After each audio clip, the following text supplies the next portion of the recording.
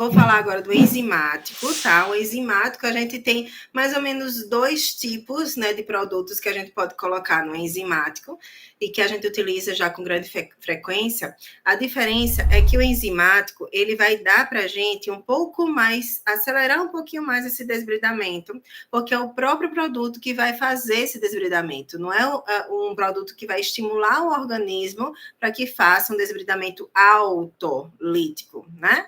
A gente vai vai colocar um produto que é a base de enzima proteolítica, que vai quebrar esse tecido e vai desbridar esse tecido inviável. Como a papaina, por exemplo. A papaina, a colagenase, são produtos que são desbridantes enzimáticos, tá? Elas fazem a lise, né? A quebra dessas proteínas. A colagenase, ela vai fazer a quebra do colágeno. E aí é por isso que a gente não tem muita seletividade. Há controvérsias, tá? Esse é um tema muito polêmico, digamos assim, tá? Porque, olha, a colagenase já está dizendo ase colágeno, né? Então, vai fazer a quebra do colágeno. Se a gente utilizar no tecido inviável, na necrose e no esfacelo, maravilhoso, porque ele vai fazer esse desbridamento, tá? Ela vai fazer esse desbridamento. Se a gente colocar no colágeno que está sendo formado ali no tecido de granulação, né? Que é a base do tecido de granulação, é o colágeno. Se a gente colocar nesse tecido de granulação, ele também vai quebrar o colágeno do tecido de granulação, né? Raciocinando clinicamente, é isso. Existem alguns estudos hoje que estão fazendo essa pesquisa e que descobriram que não necessariamente, tá? Que não necessariamente a colagenase vai destruir, vai quebrar esse colágeno da granulação, que tem sim uma ação seletiva para só o tipo de tecido de necrose, certo? Mas, na prática, não é isso que a gente enxerga, tá? Porque, assim, eu tenho, minha gente, 16 anos de formada. E eu trabalho com feridas durante todo esse tempo.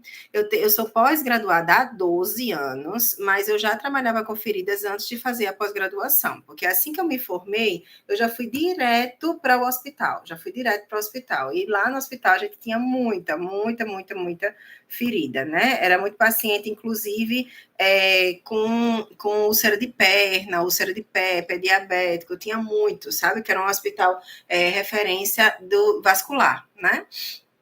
E aí, quando eu comecei a ver feridas, né, há muito tempo, muitos anos atrás, a gente só trabalhava com AGE, com papaina, com colagenase, com sulfadiazina de prata, tá?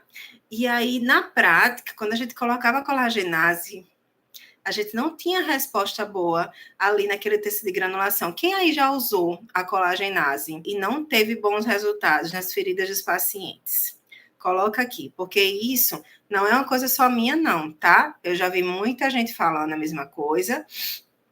Os meus trilheiros, as minhas trilheiras lá dentro do método trilha, do formação trilha, também falam a mesma coisa, que colocou a colagenase, mas não está resolvendo, né? A ferida do paciente, até para desbridar, né? Ela é um pouco mais difícil do paciente responder ao desbridamento também, tá?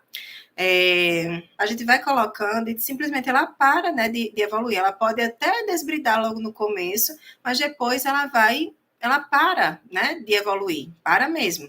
E aí a gente não tem uma resposta boa na prática, apesar de que em alguns estudos saíram já dizendo que ela é seletiva. A mesma coisa acontece com a papaina. Só que qual é o processo da papaina especificamente? A gente tem várias concentrações, né? A gente consegue mandar manipular a papaina com 2%, com 4%, enfim, qualquer concentração. A gente pode mandar manipular, é um produto manipulado. Então, sim, a papaina ela é considerada seletiva, porque a depender da concentração, a gente consegue colocar em qualquer tipo de tecido. Só que, por exemplo, eu quero desbridar.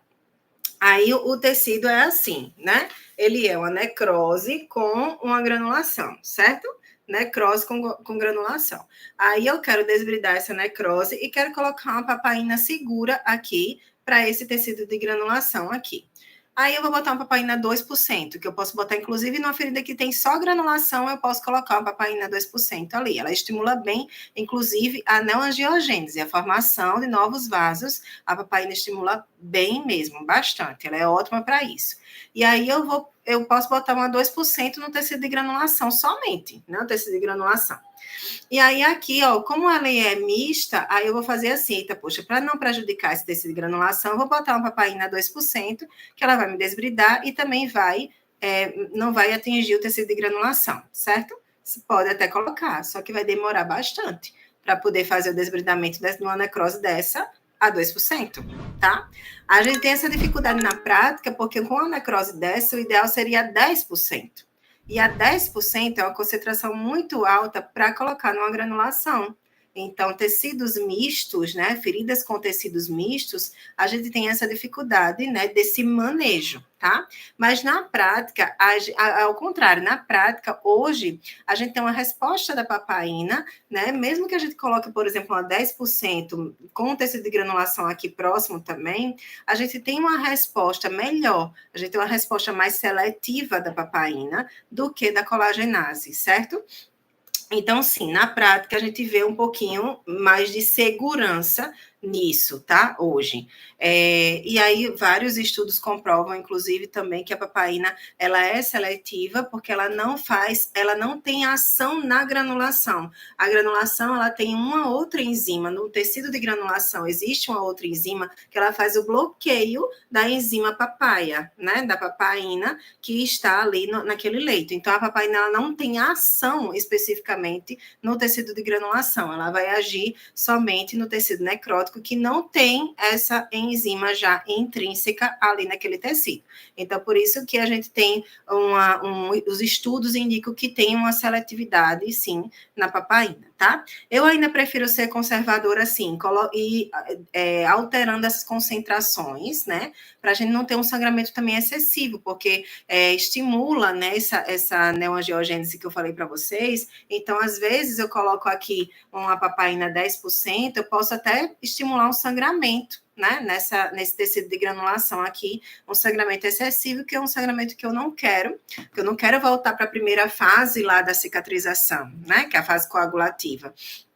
Só se a ferida estiver precisando, né, realmente, de uma agudização. Aí eu vou querer fazer isso e voltar para a fase coagulativa. Mas, se não, eu não quero fazer isso, eu não quero voltar para aquela fase, porque eu não quero atrapalhar esse processo natural de cicatrização. E eu não quero atrasar esse processo de cicatrização, tá? Por isso que a gente faz a avaliação do paciente direitinho e a avaliação da ferida, para poder entender onde é que está o processo de cicatrização ali do paciente, para saber o que eu quero com o meu plano de tratamento. Se eu vou querer realmente agudizar ou se não é necessário fazer essa agudização, tá? A gente precisa entender, avaliar o paciente direitinho para poder traçar esse plano de tratamento, tá? Vamos lá para outro método de desbridamento. Outro método de desbridamento, o método de terapia larval, por exemplo, né? Desbridamento larval. As larvas, minha gente, elas fazem um desbridamento maravilhoso. É maravilhoso, é muito maravilhoso. E é muito seletivo, porque as larvas, elas não comem tecido de granulação. Elas só comem realmente o tecido necrótico. E se eu pudesse, eu fazia terapia larval em todos os meus pacientes, porque inclusive faz um desbridamento do biofilme, que é uma beleza. Uma beleza. Eu estudei muito já terapia larval por conta que eu dou aula de terapia larval também, numa pós-graduação aqui em Maceió. Então, eu estudei muito lá a doutora Juliane, né, que ela faz, a doutora Juliane Ferraz, ela faz a terapia larval, ela é precursora, né, aqui no Brasil, de terapia larval, lá no Rio Grande do Norte, maravilhosa, ela que fez vários estudos junto com outras pessoas, né, que se envolveram também no projeto, vários estudos comprovando, né, a eficácia da terapia larval para desbridamento, para estímulo da formação do tecido de granulação. Então, realmente é uma terapia, assim, que deveria ser mais difundida, deveria existir mais no Brasil inteiro.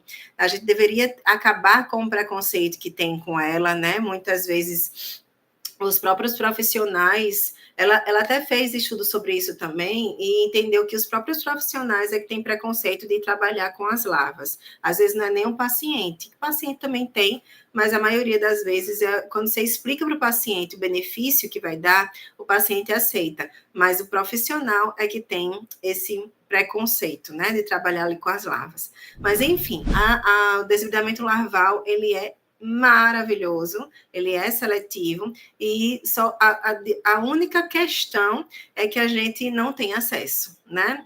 Infelizmente, não tem acesso no Brasil inteiro. Se eu pudesse, eu trazia também aqui para minha cidade, mas a gente não tem aqui na minha cidade, tá? Então é mais difícil a gente poder conseguir, né? Pegar, comprar essas larvas e tudo mais.